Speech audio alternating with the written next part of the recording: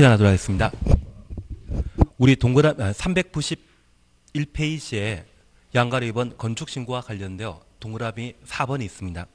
4번 중에 시옷은 지워버리십니다. 외벽 마감재료 30제곱미터 이상 수선, 얘는 지워버립니다.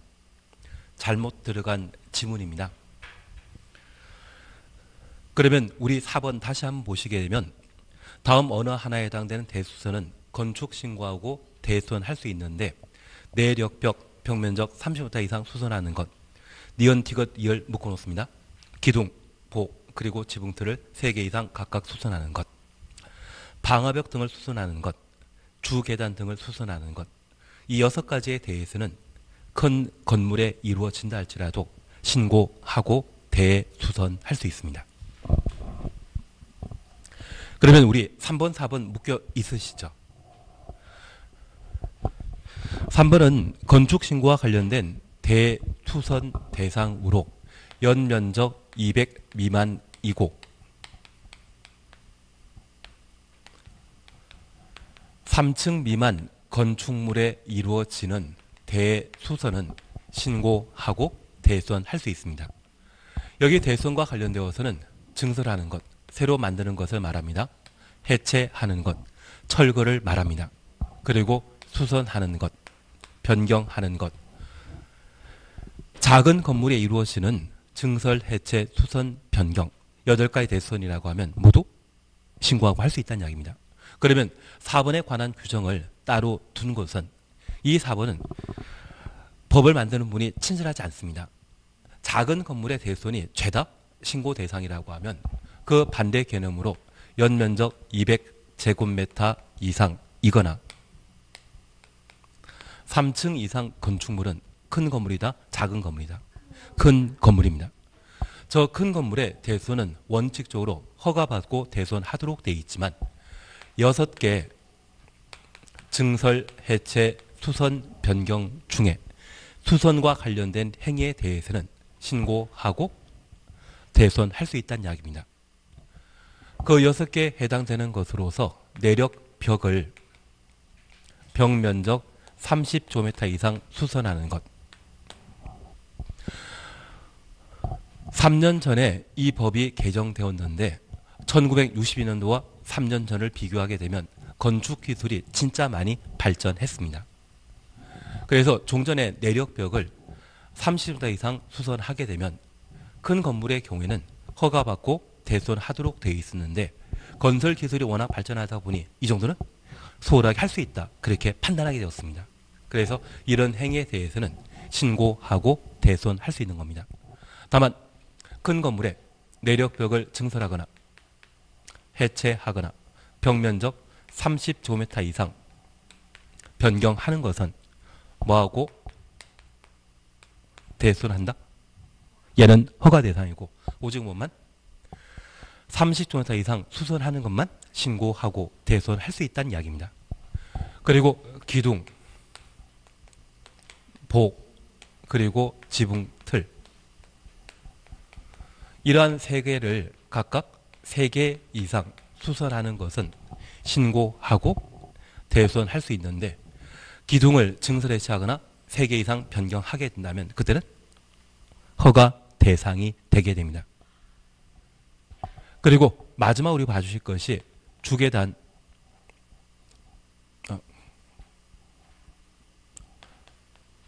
방화벽, 방화 구획을 위한 바닥벽을 수선하는 것과 주계단, 피난계단, 특별 피난계단을 수선하는 것은 신고하고 대수선할 수 있습니다. 그러면 우리가 잠깐 이해하실 것은 총 대수선은 몇 개였다? 8개였습니다. 그 8개 중에 6개 수선 행위에 대해서는 신고하고 할 수 있는데 여기에 빠져있는 2가지가 있습니다.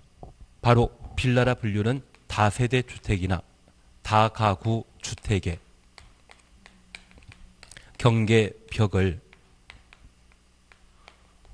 수선하는 것은 여기에 규정되지 않았다고 하면 얘만큼은 허가받고 경계벽을 수선하도록 되어 있는데 이 다세대주택의 경계벽을 수선함으로써 세대수를 늘릴 수 있습니다. 그리고 주차장도 함께 늘어나야 되는데 주차장 없이 달랑 세대에서만 늘어나게 되면 주차장 문제가 야기될 수 있는 것으로 이러한 수선 행위에 대해서는 허가받고 하도록 되어 있습니다. 만약 신고하고 다세대 경유벽을 수선해서 세대수를 무한정 늘리게 되면 주차장 문제가 큰 사회적 문제로 야기될 수 있을 겁니다. 그리고 두 번째, 외벽 마감 재료.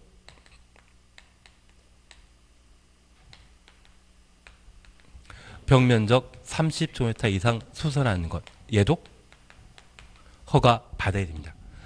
만약 3층 이상 건축물에 외벽 마감 재료를 신고하고 30m 이상 수선하게 되면 화재 발생 시에 유독 가스로 인명피해가 발생할 수 있습니다. 이러한 두 가지 큰 사회적 문제가 될 수 있는 이 두 가지 수선만큼은 경미한 사항이 아니기 때문에 이것만큼은 허가받고 대손하도록 되어 있습니다. 그러면 우리 다시 하나 봐줄 게 있습니다. 만약 작은 건물의 기둥을 증설, 해체하거나 3개 이상 수선 변경하게 된다면 그때는 무엇? 신고하고 하는 겁니다. 그리고 큰 건물의 기둥을 3개 이상 수선하는 경우에는 신고하고 할 수 있습니다.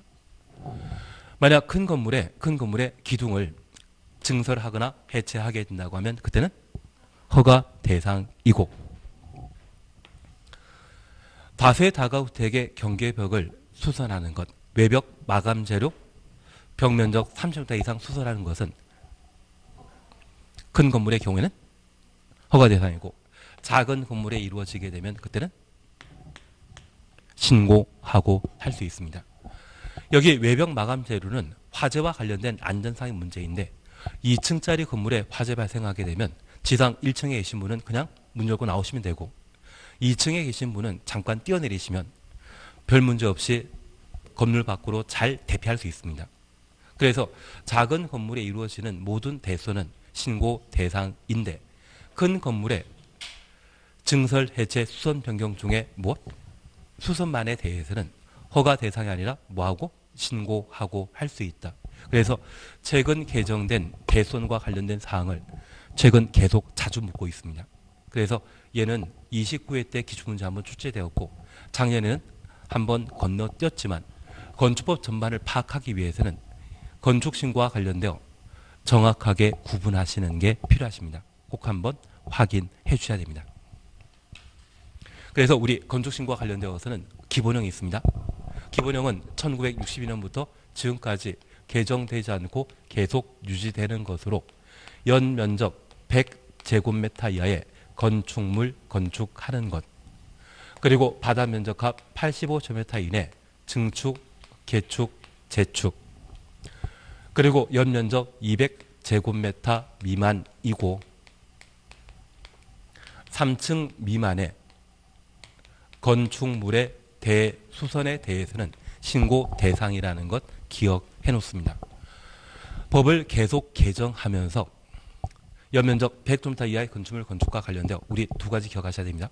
공장, 닭공장만 있는 것이 아니라 오리 공장도 존재한다는 것 기억하시면서 2층 이하로서 연면적 500제곱미터 이하의 공장 건축은 신고하고 공장 건축할 수 있다는 것 기억해 놓습니다. 그리고 도시의 삶과 농촌의 삶을 균형 있게 만들기 위해 관리적, 농림적, 자연환경 보전 지역 안에 연면적 200 미만이고 3층 미만 건축물 건축은 신고하고 할 수 있는데 이 관농차가 지구 단위 계획 구역으로 지정된 때에는 제외한다. 다만 지구 단위 계획 구역이라 할지라도 연면적 100제곱미터 이하의 건축물 건축은 뭐하고 할 수 있다? 신고하고 할 수 있다는 것 확인해 놓습니다. 그리고 대손과 관련되어 우리 약속했습니다. 작은 건물의 대손은 죄다 신고 대상이지만 규모 큰 건축물, 크다고 하는 것은 200 이상이거나 3층 이상 건축물을 말하는데 그 대손은 허가 대상이지만 6개 수선만큼은 신고하고 할 수 있다. 그 6개 수선에는 경계벽 수선 없습니다. 외벽 마감 재료, 벽면적 3층미터 이상 수선하는 것 없습니다. 이 두 가지만큼은 큰 건축물에 이루어지게 되면 얘는 허가 대상이라는 것 구분해 주셔야 됩니다. 아마 지금 힘드시더라도 나중에 문제 몇 번 풀다 보면 충분히 정리하실 수 있을 겁니다. 최근 간평 시험이건 우리 시험이건 관리사 시험이건 최근 개정된 건축 신고에 관한 내용들을 자주 출제하고 있기 때문에 눈에 익혀 놓으시는 게 필요하십니다. 그리고 한 장 넘기시면 건축 신고 수리에 대해서는 크게 신경 쓰지 마시고 4번 건축 신고의 의제와 효력 상실이라는 말 찾으셨는데 내용 잠깐 살펴보십니다. 끝입니다. 건축 신고한 자가 신고일부터 1년 이내 1년 동일해 놓습니다. 공사에 착수하지 않으면 건축 신고 효력은 없어지고 정당한 사유가 있다 인정되면 1년 범위 내 기간 연장할 수 있다. 우리 공법 전반에 걸쳐 연장하면 1년입니다. 딱 하나만 2년입니다. 우리 청산내하면 녹개수란 말 기억나셔야 됩니다. 기지개라해서 기반설 부담구역 지구 단위 계획 수립된 경우에는 2년 범위 내 기간 연장할 수 있습니다. 얘는 나중에 천천히 한번 보시면 됩니다. 그거 빼고 연장하면 몇 년 연장이다? 1년 연장이 원칙입니다. 그리고 두 번째 우리 봐주실 것이 공법상 각종 공사 착수에 관한 내용은 2년 내 공사 착수하도록 되어 있는데 1착, 3착, 5착이 있습니다. 건축신고한자는 몇 년에 공사 착수해야 된다? 1년에 공사 착수해야 된다. 착수하지 않는다면 신고효력 상실된다는 것 기억하시고 공장에 대한 건축 허가 받은 때에는 3년 내 공사 착수해야 되고 주민이 입안 제한한 지구 단위 계획이 결정 고시되었다면 5년 내 공사 착수해야 되며 착수하지 않는다면 5년 되는 다음날 효력 상실한다. 그렇게 각각 살펴놓는 게 필요합니다. 그래서 건축신고와 관련되어 공사 착수하게 되면 1착이라는 것만 확인해 놓습니다. 3번 변경 필요 없습니다. 5절 가설 건축물 제끼입니다. 그리고 다음 페이지 보시게 되면 사용 승인 찾으셨죠. 396페이지 가시면 사용 승인 찾으셨죠. 여기 사용 승인은 건축 허가받은 자가 공사 착수하게 되면 그 공사 완료되었을 때 완공한 건물을 사용하는 절차입니다. 허가받은 대로 공사 제대로 이루어졌는지 확인하는 절차인데 우리 양가로 이번에 사용 승인 절차 찾으셨죠. 허가권자는 사용 승인 신청 받은 경우 신청서 받은 날부터 7일 이내 7일 줄만 쳐놓습니다. 다음 사항에 대한 검사 실시하고 합격한 건축물에 대해서는 사용 승인서 내줘야 한다. 그래서 사용 승인 처리 기간은 며칠? 7일이라는 것만 하나 확인해 놓습니다. 이 사용 승인 받은 때에만 완공한 건물 사용할 수 있고 우리 공시법 공부하시면서 완공된 건축물은 사용 승인 받은 때 건축물 대장이 시군구에 작성 비치 보관되게 됩니다. 그 대장 발급 받은 때에만 소유권 보존 등기할 수 있지 않습니까? 그래서 그 소유권 보존 등기하기 위한 요건은 대장 만들어져야 되거든요. 그 대장이 만들어지기 위해서는 뭐 받아야 된다? 사용 승인 받아야 된다. 그렇게만 구분해 놓습니다. 3번 효과에 관한 사항과 임시 사용 승인은 나중에 천천히 문제 풀어보면서 하시면 됩니다. 다음 페이지에 일괄협의에 제키십니다. 그리고 건축공사 현장에 대한 안전관리 지급은 나중에 우리가 보실 겁니다. 얘는 작년에 시험에 나왔기 때문에 올해 나올 일 없습니다. 그리고 400페이지 찾으셨죠? 건축물 안전 영향 평가 찾으셨죠? 허가권자는 다음 건축물에 대해 건축 허가하기 전에 건축 허가 전 가로 해놓습니다. 건축의 구조 안전과 인접 대지 안전에 미치는 영향 등을 평가하는 건축물 안전 영향 평가를 평가기관에 의뢰하여 실시하여야 한다. 안전 영향 평가는 기관은 위임받아 하는 것이고요. 실시하는 자는 허가권자입니다. 그리고 박스를 보시게 되면 1. 고층 건축물 2번 연면적 10만 제곱미터 이상이면서 16층 이상의 건축물 이면서 추천오시면 이거 엔드 개념이죠. 그러면 우리 이렇게 다시 한번 봐놓습니다. 우리 건축 절차에 관한 사항을 지금 함께 보고 계신데 내가 살 집을 만들고자 한다면 건축허가 신청해야 됩니다. 그래서 우리 가끔 전원주택에서 또는 상가주택에서 새로 만들어지는 곳 보신 적 있지 않으십니까? 요즘 잘 만들고 있던데요. 그처럼 내가 건물 건축하고자 한다면 건축가 신청해야 되고 그 건축가 신청 시에는 건물 건축하기 위한 대지의 소유권이나 사용권 확보해야 됩니다. 분양 목적의 공동체를 건축하는 때는 반드시 소유권 확보해야 됩니다.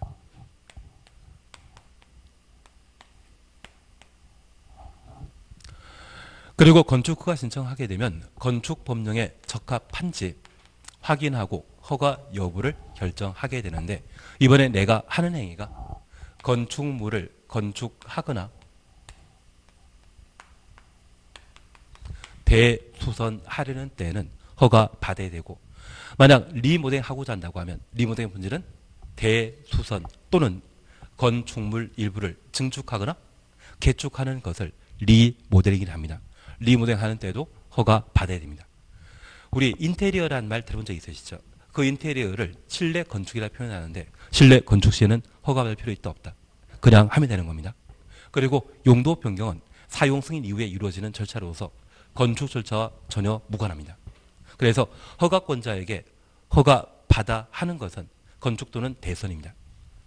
다만 이런 건축 또는 대수선 중에 작은 건물을 건축하거나 대수선하고자 한다면 신고하고 할 수 있는데 그 신고 대상과 관련되어서는 62년부터 지금까지 개정되지 않고 계속 유지되는 것으로서 연면적 100제곱미터 이하의 건축물 건축, 바닥면적합 85제곱미터 이내 증축, 개축, 재축, 그리고 작은 건축물의 대수선, 연면적 200 미만이고 3층 미만입니다.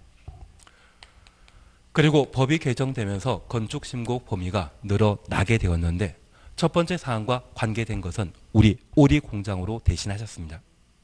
그리고 두 번째 우리 약속하신 것이 관농자의 연면적 200 미만이고 3층 미만 건축물 건축하는 때는 신고하고 건축할 수 있는데 그곳이 지구 단위 계획 구역이라면 신고 대상에서 제외한다. 다만 지구 단위 계획 구역이라 할지라도 기본형 만들게 된다고 하면 그때는 신고 대상이라는 것 다시 한번 살펴놓습니다. 작은 건물의 대수는 신고 대상인데 큰 건물은 허가받아야 됩니다. 6개 수선. 그 6개 수선에는 다가구 다주택의 경계벽 수선 없습니다. 외벽 마감 재료 벽면적 30m 이상 수선하는 것 없습니다. 두 개 행위는 계속 허가 대상이지 신고 대상 아니라는 것 확인해 놓습니다. 이런 건축 신고는 신고한 날부터 1년 내 공사 착수해야 되고 공사에 착수하지 않다면 1년 되는 다음 날 효력 상실합니다. 그래서 실효에 관한 사항을 각각 다루고 있는 것으로 밝혀 놓습니다. 그리고 이런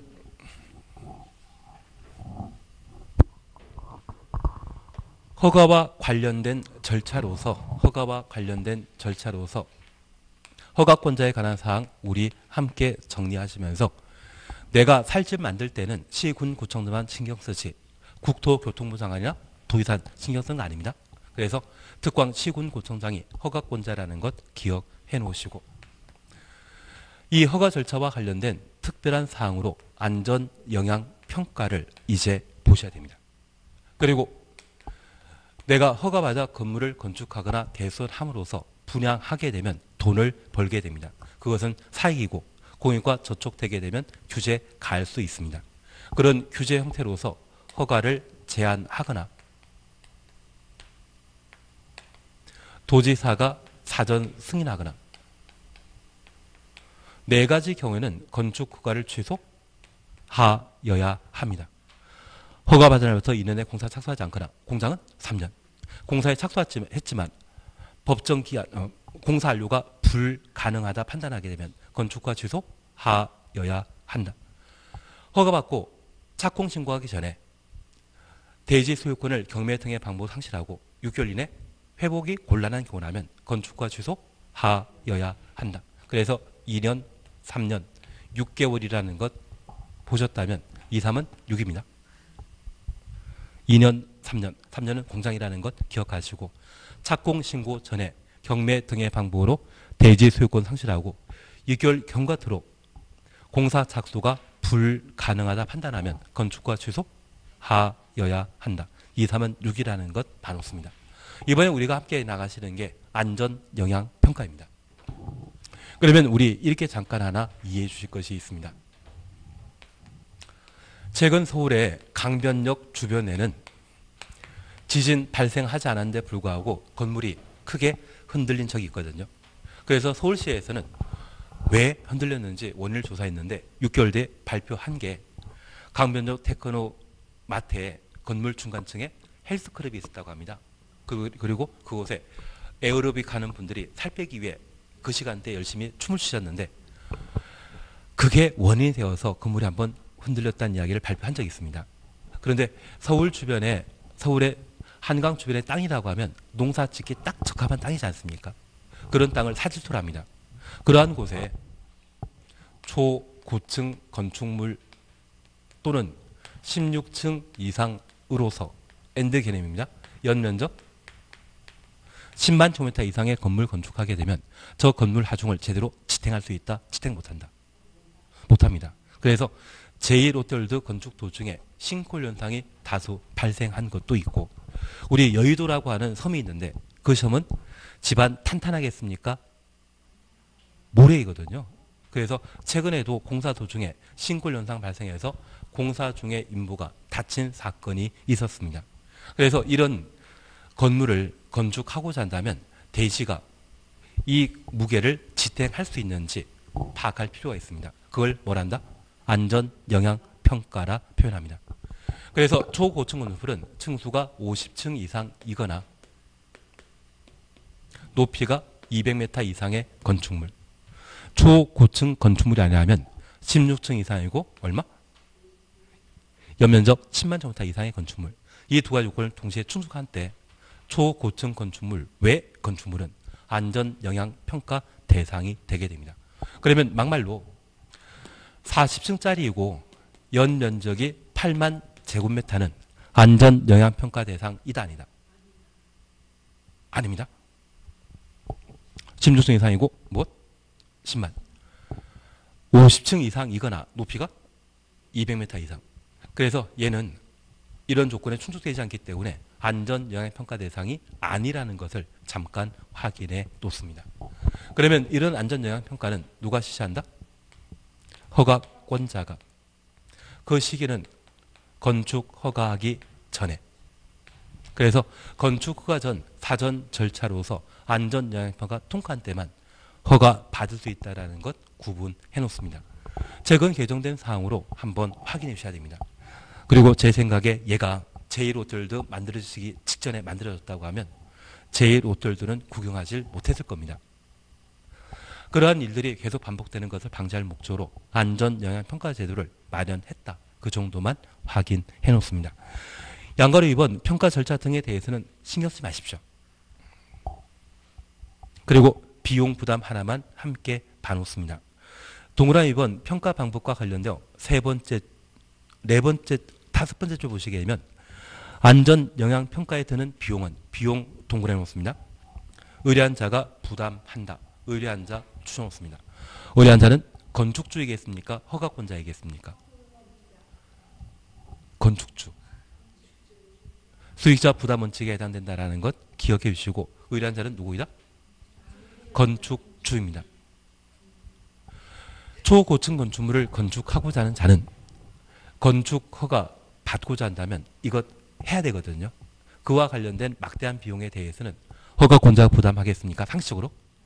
건축주가 부담하겠습니까? 건축주. 그래서 의뢰한 자는 누구이다? 건축주라는 것 구분해 놓습니다. 설계 필요 없습니다. 착공 안 합니다. 시공 지키십니다. 감리 모릅니다. 이런 건 시험에 안 나옵니다.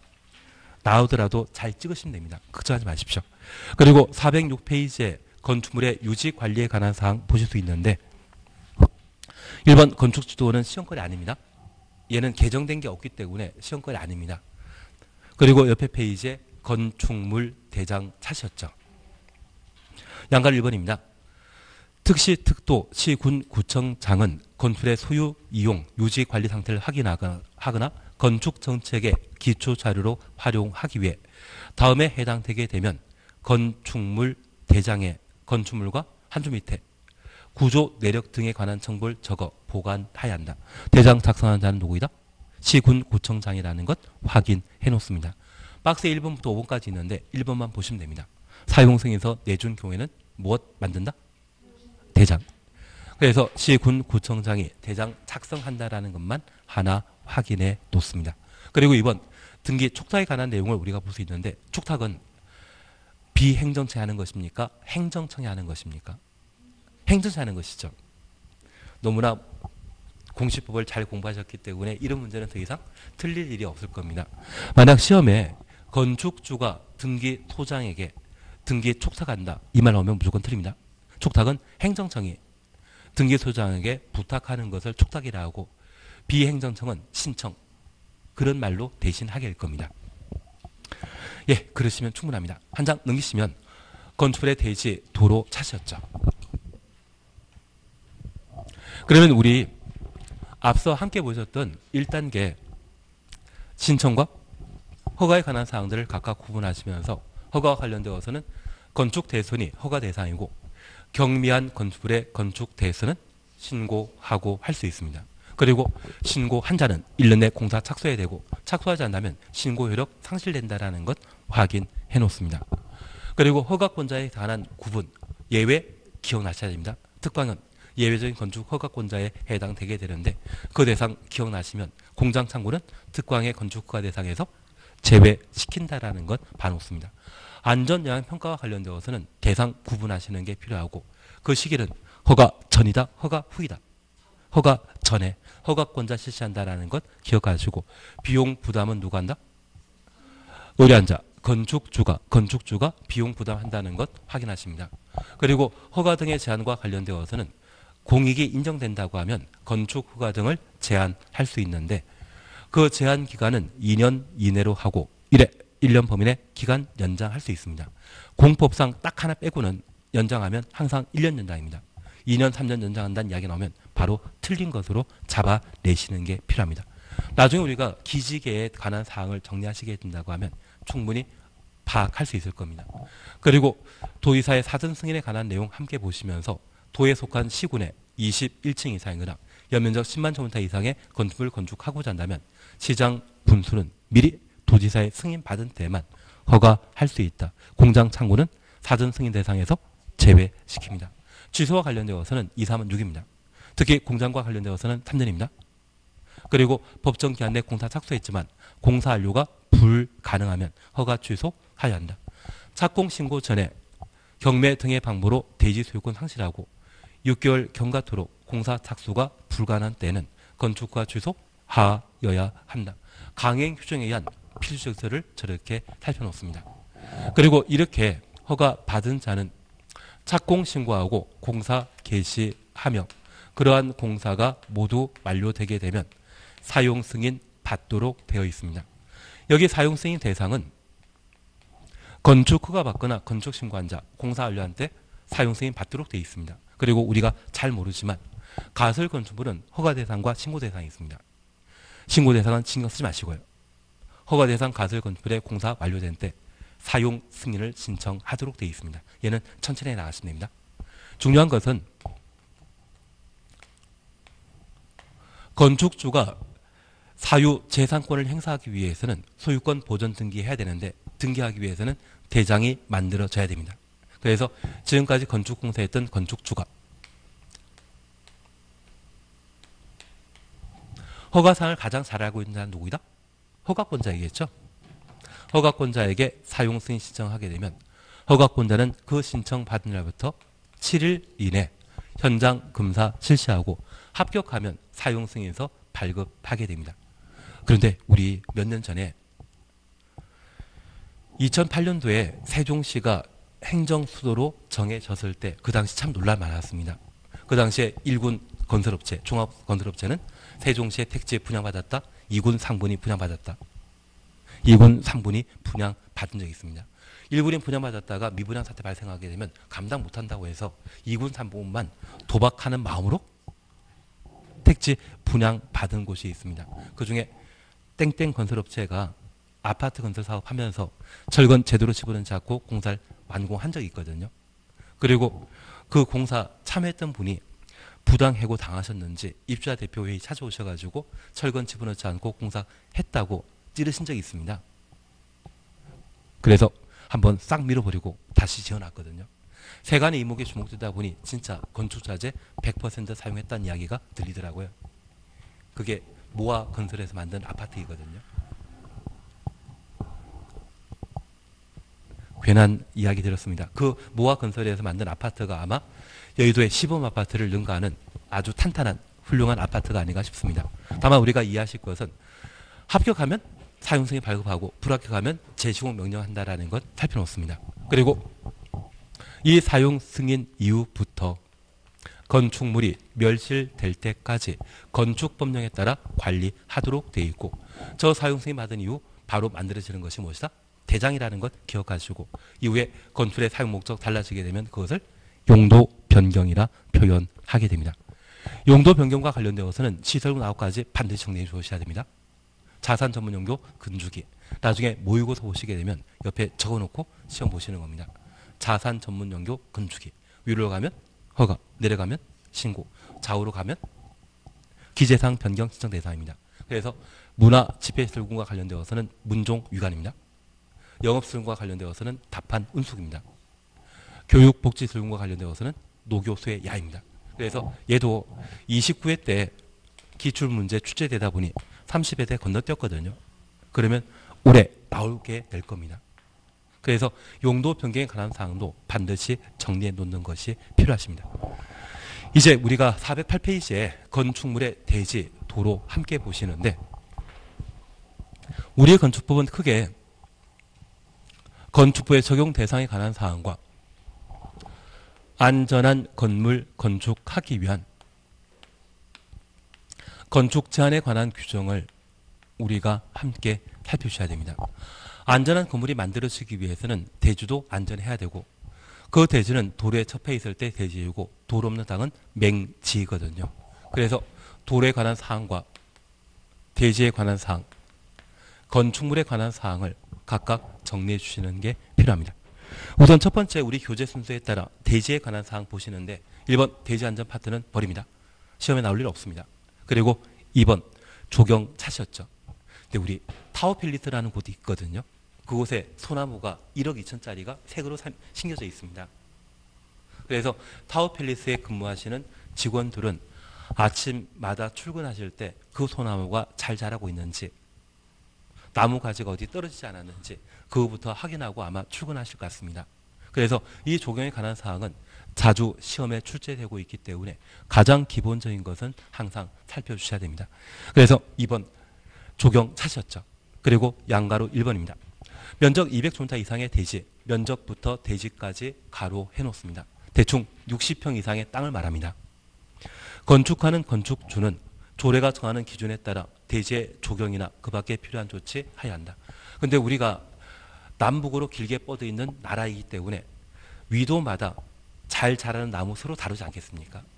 그런 나무 수종과 관련되어서는 조례로 조경을 결정할 수밖에 없을 겁니다. 취지 이해시겠습니까?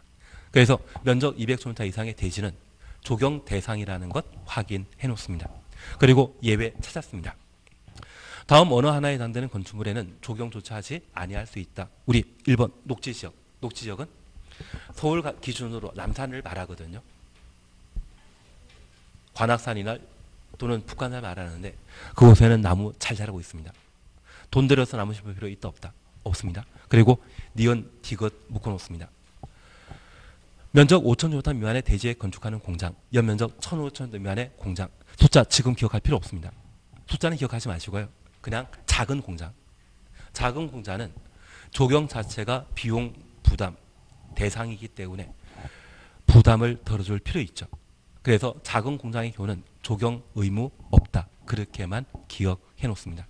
앞으로 한 3번 정도는 문제풀이 시간에 보게 될 겁니다. 그리고 시험 보기 직전까지만 숫자 외우면 되지 평상시에 외울 필요 있다 없다. 평상시에 할 필요 없습니다. 그냥 작은 공장은 조경 의무 대상 아니다. 그렇게만 기억해 놓습니다. 그리고 리얼 산업단지 안에 공장. 산업단지라고 하면 공장 심각하거든요. 나무 심을 필요 없을 겁니다. 그리고 염분이 함유되어 있는 공장. 나무 심으면 다 죽어버립니다. 나무 심을 필요 없습니다. 그리고 비업, 축사. 여기 축사는 소 외양간을 말하는데 가끔 소들 보면 먹이 다 먹으면 나뭇잎 따다 먹지 않습니까? 간식하라고 1,000만 원, 2,000만 원짜리 나무 심어줄 필요 있다 없다? 없습니다. 그리고 시옷 허가 대상 가설 건축물 허가 대상에다가는 3년이라고만 적어 놓습니다. 허가 대상 가설 건축물은 영구적으로 사용하는 것이 아니라 사용 기간이 3년입니다. 3년 뒤에 없애버리면서 나무도 함께 베어버리면 낭비지 않겠습니까? 그래서 가설 건축물의 존치 기간은 몇 년이다? 3년이기 때문에 나무 심을 필요 없다. 그렇게만 파악해 놓습니다. 그리고 2형분입니다. 연면 작기가 1,500제곱미터 미만의 물류시설, 가로속에 주거적 추천없습니다. 상업적 추천없습니다. 제외한다. 그러면 우리 잠깐 이해하실 것이 있습니다. 조경은 나를 위한 것입니까? 보여주기 위한 것입니까? 보여주기 위한 것입니다.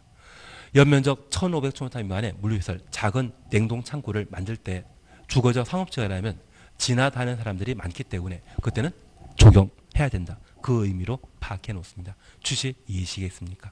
그래서 여기 대지와 관련되어서는 딱 하나만 하십니다. 조경만. 조경 대상은 면적 200제곱미터 이상의 대지에 건축물을 건축하는 때 나무 심어야 됩니다. 그래서 우리 하고 있는 건물의 경우에도 조경 대상이겠죠. 다만 이런 조경을 생략하는 경우가 있는데 작은 공장, 그래서 면적 지금 알 필요 없습니다. 5,000제곱미터 미만의 공장과 연면적 1,500제곱미터 미만의 공장은 조경 대상에서 제외시킨다. 과거 기출문제 5,000과 1,500제곱미터 미만 빈칸 만들어 놓고 그에 적합한 것 짝지어진 것 찾으라고 시험에 낸 적이 있는데 우리가 앞으로 계속 이런 형태의 문제를 자주 보시게 될 겁니다. 그리고 눈에 익혀 놓으시면 충분하고 시험 보기 전까지만 해결되시면 되거든요. 크게 신경 쓸 필요 없을 겁니다. 그냥 규모 작은 공장은 조경 의무 생략한다. 그렇게만 가늠해 놓습니다.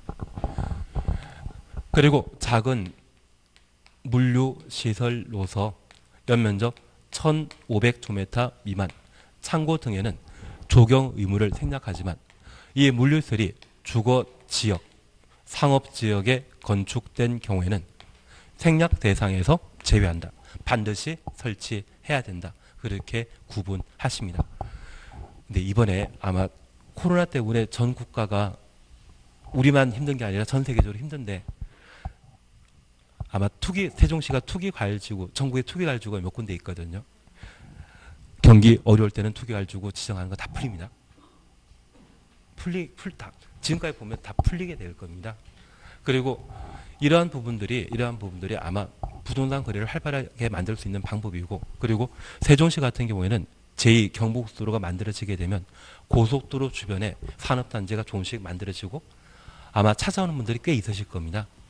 그리고 이 공장 용지나 또는 창고 용지를 거래하게 된다고 하면 임대하겠다는 사람도 있고 사겠다는 사람이 있다고 하면 사는 게 훨씬 유리합니다. 그래서 우리 사이다 공장 중에 칠성 사이다라는 곳 들어본 적 있지 않으십니까? 걔가 강남역 일대에 있었거든요. 1960년대 그 강남역에서 사이다 공장 만들고 칠성 사이다에서 매출액, 그냥 지금까지 매출액 다 계산하다 보면 그 금액과 땅값 올라간 거 비교하면 토지의 가격이 더 올랐거든요. 그래서 공장 용지 등이 있다고 하면 그것은 사라고 하는 게 중개 의뢰하신 분에게 도움되는 일입니다. 그리고 수수료도 좀 달라지겠죠. 괜한 이야기를 했나 봅니다.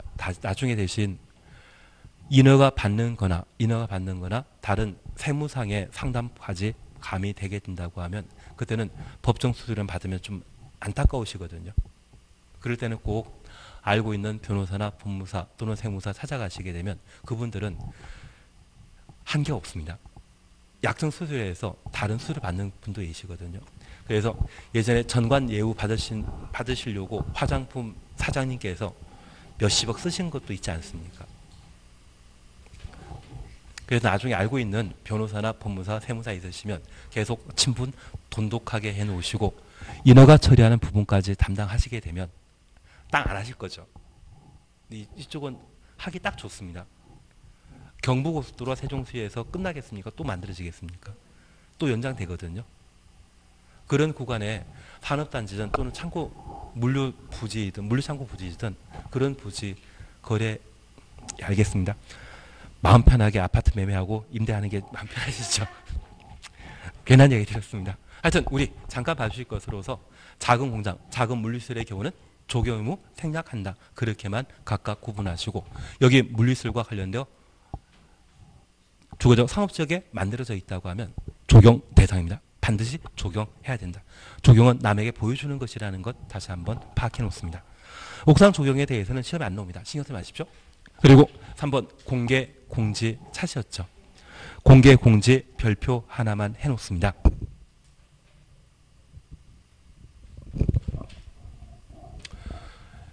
이쪽은 교재 순서와 달리 나중에 제가 따로 하는 자료 만들어 드리게 되면 건축물과 관련된 규제 완화 파트에서 공부하시게 될 겁니다.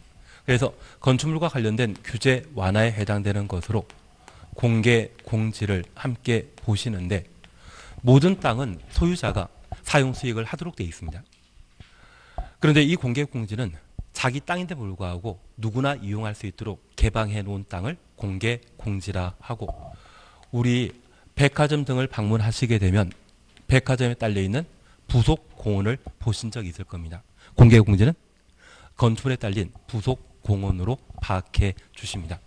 제가 늘 하는 이야기 중에 고땡땡 변호사라고 하는 서울시 고문 변호사께서 용산구의 공원 용지를 한 10년 전쯤에 해서 공매 등의 방법으로 낙찰받으셨거든요. 그때 낙찰받을 때 40억 정도였지만 작년 용산구에서는 440억에 팔라고 제안했는데 이런 지하에 거절하셨습니다. 왜냐하면 7월 1일 날 도시군 계획설의 일몰제에 따라 모두 풀리게 되면 걔가 700억 이상 되고 그 땅이 지금 한남 뉴타운에 인접한 곳에 존재하거든요. 그래서 한남 뉴타운과 관련된 재개발 사업이 이루어지게 되면 나는 3구역 가시겠습니까? 5구역 가실 겁니까? 둘 다 좋습니다. 괜한 이야기 드렸나 봅니다. 그래서 아마 그 개발 사업이 제대로 진척되고 진행되게 되면 더 가격이 오를 수 있는 것이 그곳이 아닌가 싶습니다.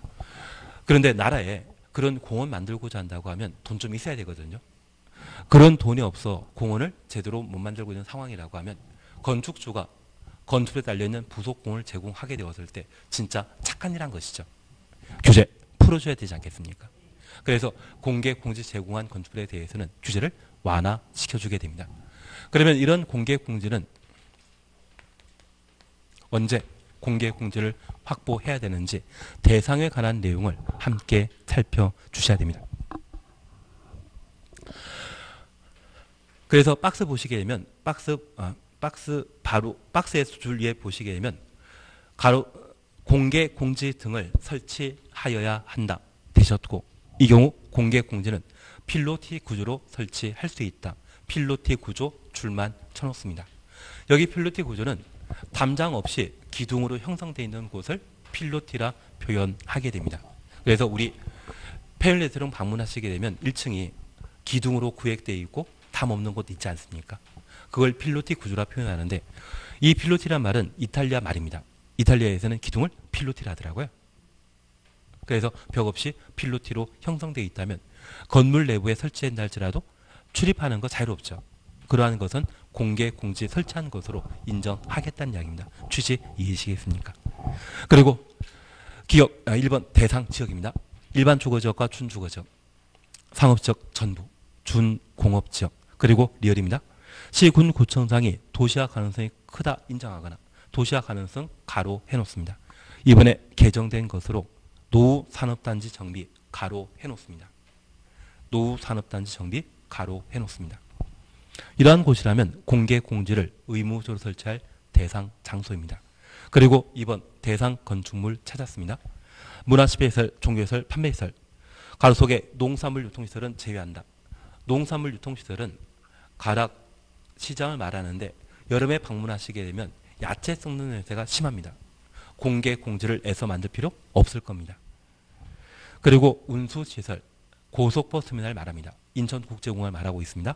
업무시설, 시청 건물 말합니다. 숙박시설, 무궁화 5개 정도를 말하게 될 겁니다.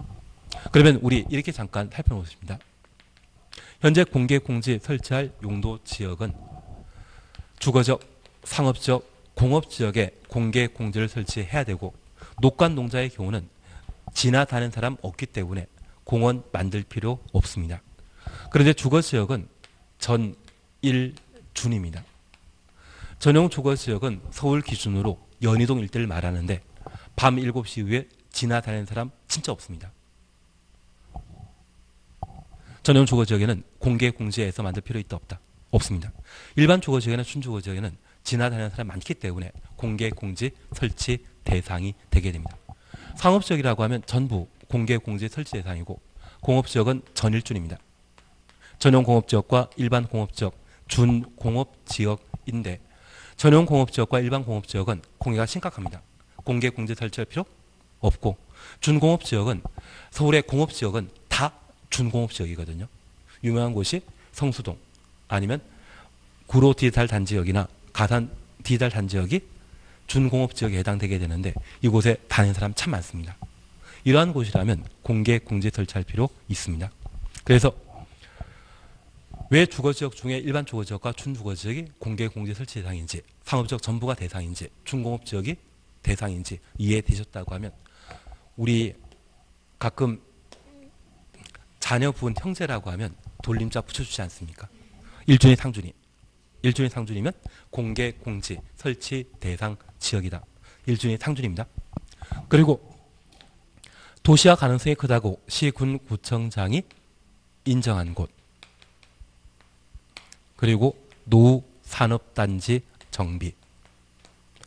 산업단지를 산단위를 하겠습니다. 산업단지 정비할 필요가 있을 때 공개공지 설치 대상 지역으로 이번에 개정되었습니다. 하나 이해하실 것이 있습니다. 우리 이기 신도시의 가장 대표적인 곳으로서 판교라는 곳이 있거든요. 이 판교 신도시의 개발 사업 하게 되었을 때 성공할지 실패할지 다 몰랐습니다. 근데 판교는 신도시 개발 사업이 성공했거든요.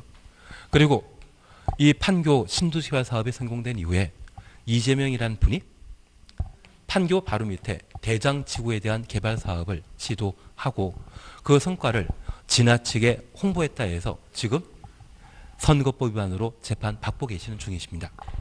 그리고 이젠 대놓고 이야기하시더라고요. 빨리 대법원에서 결정 내려주셔야지 내가 도지사로서 열심히 할 수 있지 않겠느냐 그 말씀 하시더라고요. 그리고 이 대장지구에 대형 건물 건축하게 되면 건투에 달려있는 공개공지를 의무적으로 설치해야 되는데 그 사업을 한 10km 떨어진 곳에 성남시 수정구 신흥동에 제1산업단지라는 곳이 있습니다. 성남시는 1970년대 서울 청계천 판잣집을 밀어버리면서 성남시라는 도시가 만들어졌거든요. 그리고 그 판잣집에 거주하시는 분들이 일자리 가질 수 있도록 산업단지를 만들어놨는데 1970년대에 만들어진 제1산업단지는 지금 성남시에는 필요하다 필요 없다. 필요 없습니다. 그래서 얘를 싹 밀어버리고 공원을 꾸미게 되었습니다. 그런데 이걸 공원 만들겠다고 개발 사업하게 되면 만들 사람 없습니다. 공원 만들어봤자 분양할 건물 땅 없거든요. 그래서 성공이 확실시 보장되어 있는 대장지구와 결합 형태로 도시개발 사업을 시행하게 되는데 이 대장지구에 큰 건물 건축하게 되었을 때 건축법령에 따라 공개공지를 의무적으로 설치해야 되거든요. 이 부담을 여기에 조성함으로써 대신 하겠다고 이야기하나 봅니다. 그러면 제가 이걸 5년 전에 알았었는데 이쪽은 포기하더라도 이 공원이 만들어지면 주변에 땅 있지 않습니까? 그 땅 여기다 집 하나 지어놓으면 문만 열면 집 앞에 10,000평, 20,000평 공원이 쫙 펼쳐져 있다고 하면 살만하지 않겠습니까? 나중에 이런 개발 정보를 꼭 아시게 되면 미리 필드에서 뛰어다니시면서 작업하시는 것도 괜찮으십니다. 이상한 이야기 들었습니다. 그러면 우리 대장지구의 개발 사업, 노후 산업단지 정비 시에 공개공지 설치할 대상으로 정해놓고 있거든요. 그래서 얘는 이재명 도지사를 위한 건축법 개정으로 파악해 놓습니다. 그거 잡아주시는 게 필요합니다.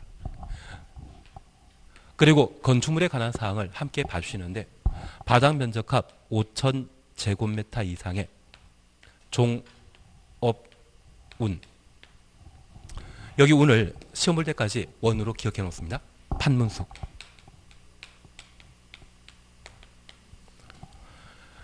그래서 우리 탤런트 안문숙이라는 분 기억나신다고 하면 이번에 판문숙은 종업월입니다.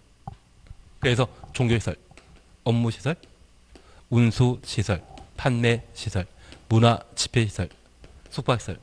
그래서 바다 면적합 5,000제곱미터 이상의 종업원, 판문숙 6가지는 공개 공지를 의무적으로 설치하여야 한다. 되시겠습니까? 우리 종종우는 판문숙은 다중이용은 줄이고요. 종업원 판문숙은 공개 공지 확보 대상입니다. 그래서 종종우는 판문숙은 다중 이용 건축물, 종업원 판문숙은 공개 공지. 하여튼 둘 중에 하나 시험에 나와가지고 내가 합격하게 되었으면 바로 탤런트 안문숙 씨 팬클럽에 가입해 주시는 게 필요하십니다. 그거면 충분하십니다. 그리고 설치 면적 기준 잠깐 확인하십니다. 동그라미 1번 찾으셨죠? 공개 공지등의 설치 면적은 대지 면적의 100분의 10 이하. 그래서 대지 면적부터 10 이하까지 가로 닫아 놓습니다. 그리고 옆에 페이지에 설치 효과 찾으셨죠? 박스를 보시게 되면 건축물 용적률은 해당 지역에 적용되는 용적률의 1.2배. 건축의 높이 제한은 해당 건축에 적용되는 높이 기준의 1.2배. 그래서 용적률과 높이 기준을 각각 1.2배 완화 가능하다. 확인해 놓습니다. 그러면 우리 이렇게 잠깐 이해하시는데 도로변에 대지의 면적이 1000제곱미터이고 적용되는 용적률이 500%인데 전체 대지 면적 중에 100분의 10인 100제곱미터를 공개 공지로 꾸며 시민에게 제공하게 되면 적용되는 용적률을 1.2배 완화시켜 줌으로써 그 용적률은 600%가 됩니다. 원래 5,000제곱미터 건축할 땅에 공개 공지 설치하면 1,000제곱미터를 더 만들 수 있거든요. 그래서 이 공개 공지는 건축주 입장에서는 항상 선택하게 됩니다. 조경 부담보다 공개 공지 부담보다 더 큰 건물을 건축할 수 있기 때문에 공개 공지를 다 만들게 되거든요. 취지 이해시겠습니까? 그래서 용적률과 높이 기준을 각각 얼마? 1.2배 완화시켜주고 건폐율 완화한다 안 한다? 건폐율은 1.2배 완화한다. 이 말 나오면 틀립니다. 용적률과 높이 제한만 1.2배 완화해주게 됩니다. 취지 이해시겠습니까? 그러면 우리 동그라미 1번 잠깐 확인하고 지나십니다.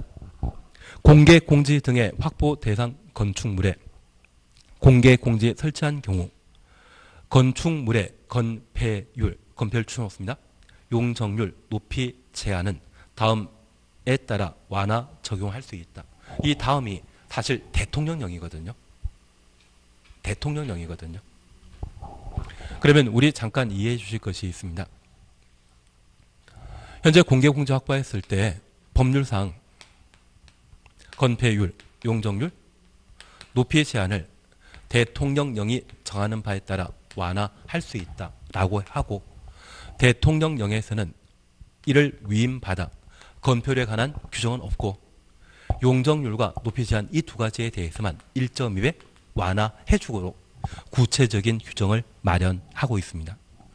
그러면 우리가 잠깐 이해하실 것은 건폐율, 법률에 따라 완화할 수 있다?